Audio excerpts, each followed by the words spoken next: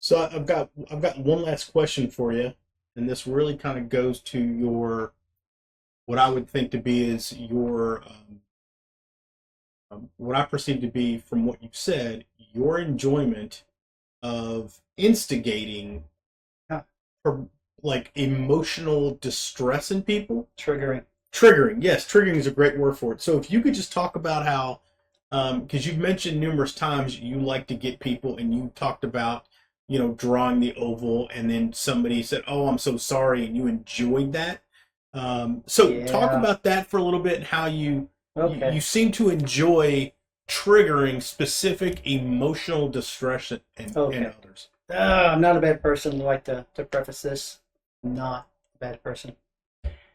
Um, if you actually look at any horror situation, the woman's running, she falls. Guy opens the door, gets grabbed and pulled in. Closet door opens. Somebody stays and stands and looking at it like, wonder what's opening my closet door. I might just haul ass and get out of there. Uh, Something is different, right? So you're not opening the door. No one's supposed to be in the closet, right? But it's opening. So not that I actually enjoy that. I don't have a list. I don't have a checklist with boxes that say emotional trauma. I don't have a list, a section of ways to die. It's all about normal everyday activity. I like to stress the fact that when you go to the grocery store, you're going for a reason. It's not generally just to get things that are on sale or coupons, or uh, it might be you only go once a month, maybe you only go twice a month. Nowadays, I do this a lot. I'm sure other people do too. Is just get it online and order. It's convenient. It's great. It might even be cheaper at times. Not as fun. I don't get to see people. I don't get to experience the trip. But if you're distracted, if you're baking cookies, if you need coffee and you're missing cream, you're missing sugar, your neighbors aren't home, you're going to go to the store, and it might be as anal and as narrow minded or pinpointed as an event just to get a thing of sugar, foo cream for coffee. Oh, foo. So, sorry. That's it. Those single things, or maybe a small, anything easy to remember, two things, three things, the four items, that's a distraction. That's what I thrive on. So when I'm going to the store and I'm getting those things, I think that I need A, B, and C. And that's my focus. I'm not paying attention to cars driving around.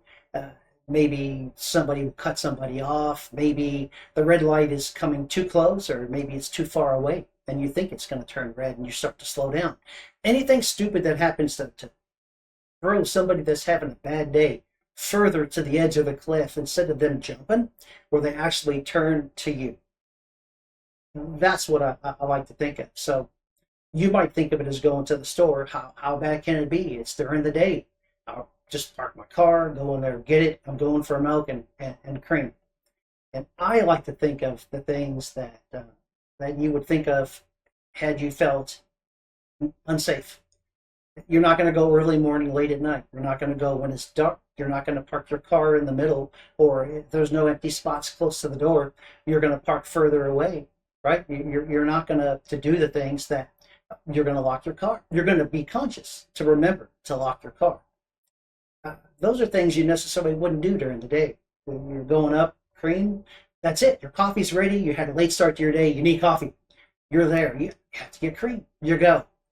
You're not going to care about all the other little stuff that can happen. I like to think of some people would say the glass is half empty, or sometimes the glass is half full. I'm very optimistic, but I'm intuitive as well. Talk that more about that in another video. But as far as me, I like to think of it this: the glass is half dark. I like to think of all the off, and I say off. There's a lot more uh, damning words that I would like to use. But I would like to think that it's off, to where you don't have to not lock your car at night. You don't have to only lock your car at night. You should just lock your car. It's common sense, right? But you're distracted. So I like to think my darkness, that what I deliver, the possibilities can happen whether it's dark or not.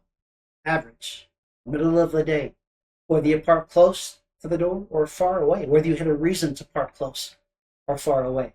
That's what I like to strive on. So it's if those things are triggering, uh, I don't want to make people only order things online.